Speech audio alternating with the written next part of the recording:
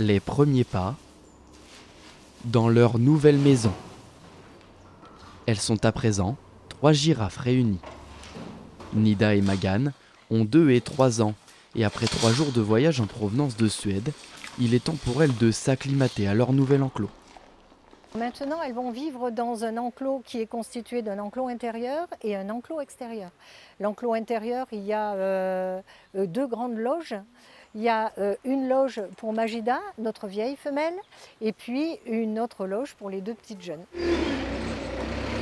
C'est dans cette remorque de plus de 4 mètres de hauteur qu'elles ont voyagé pendant près de 72 heures.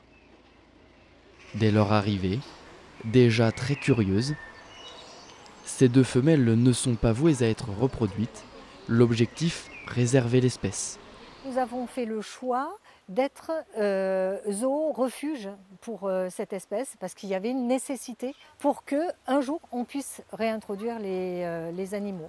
Donc pour pouvoir un jour les réintroduire, il faut impérativement gérer la génétique de la population. Et pour se familiariser à leur nouvel habitat, le zoo de Kolmarden en Suède, lieu de naissance des girafes, a fourni une partie de leur alimentation.